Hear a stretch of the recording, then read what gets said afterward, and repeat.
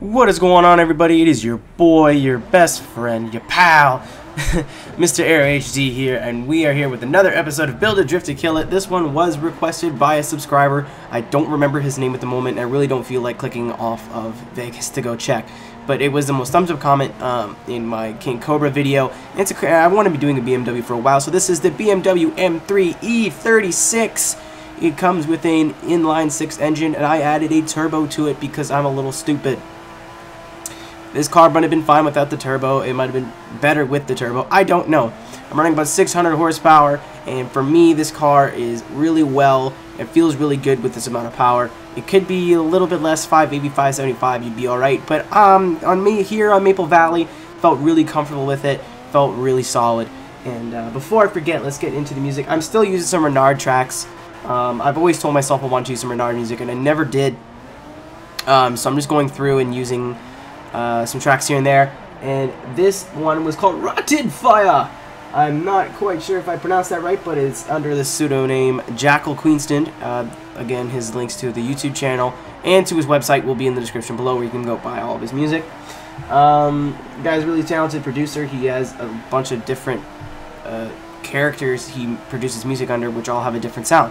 That's pretty cool. Shout out to this guy who, okay. Before we get into this car and everything, because there's not really much to say, because it's all good things, there's not a lot of complaints. If you see a faster car behind you, please, when you have the chance, get out of the way. I backed right off here, because that guy in the NASCAR, or in the stock car, did what I should have been doing, and just pushing in and taking it. But this guy was, like, just stops here, and I barely miss him, and then they're, you know, like, I don't consider myself a fast drifter. I consider myself fast against the general public, which is what I'm now, but I don't consider myself fast against other people. If you can't speed up a little bit, or at least like pull out of the way, I'm convinced this guy would have just been happy as can be with me sitting behind him, pretty much stuck. That's not cool. No one wants to do that. So, you know, if you hear a car behind you, and especially if you're in a points lobby and he's not trying to tandem with you or anything, and like it's not preemptive, just get out of the way. You know, don't be that guy. Anyways, I always want to shout out to Ninja of the Mist. I believe he is a subscriber of mine. I remember his name from somewhere. So, you know, shout out to him. He got pretty close to me. You know, we put on a sick lap here before I derped it and spun out. Anyway, let's get into the car. This car, again, has about 600 horse, 599, high 590, I believe. And I really liked it. You know, this is one of these cars that where I tried it in Forza 3, and I wasn't a huge fan. I was just like, well, whatever. It's not the best car ever. It's just kind of forgettable, and it was boring, and it just nothing stuck out. You know, it wasn't like super unpredictable like some of the mid-engine cars are, and it wasn't super good like some of the Camaros and Mustangs and stuff. So it was just there. This one, I felt a lot of fun in this. I had a lot of fun in this lobby, just focusing on the car and the characteristics of the car. With the turbo and with about 600 horsepower on a Maple Valley, again, you don't need this much power everywhere else, but Maple Valley is a really horsepower demanding track. You know, I have a really hard time making the low power cars work on this track well. So you know, full throttle all the way around pretty much. Not a lot of throttle control need to be had, but you know, there's some points where I thought I had, you know, maybe 15 or 22 horsepower too many.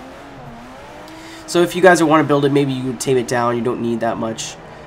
It's nice. It's certainly nice to have that power in the bag. Maybe try with street tires. Maybe that'll help you out too.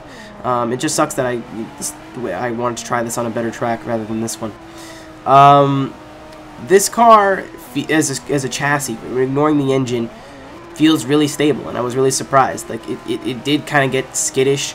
I think the front end could have used a bit more grip. I think the only way to do that was soften the front suspension maybe a little bit, or maybe perhaps change the tire compound. But every time I say, you know what, I'm going to use street tires, it always ends up being a track like Maple Valley, or you know, or like Fujimi Uphill or something ridiculous. Like right there, I hit a bump and just kind of lost it.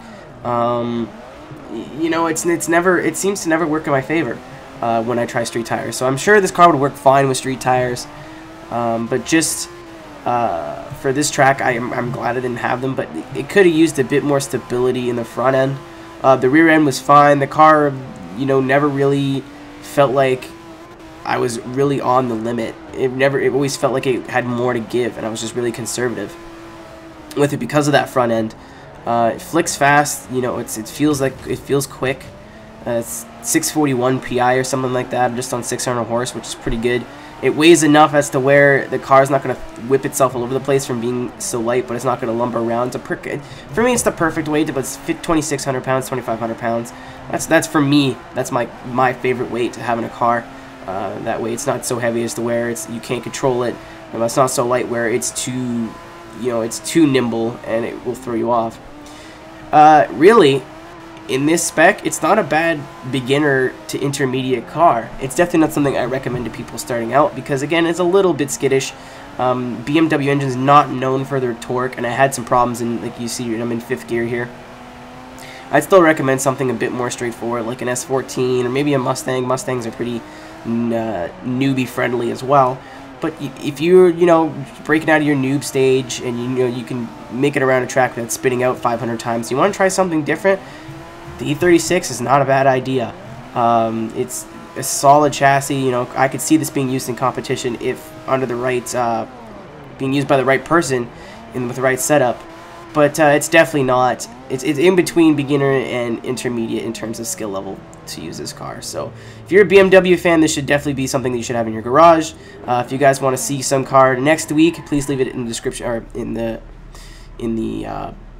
goddamn comment box below. If you want to know to go check out Bernard and his music, there's all his links below. And all of my social media links, control fake links, all those links are in the description below. So thank you guys for watching, and I will see you later. Peace out.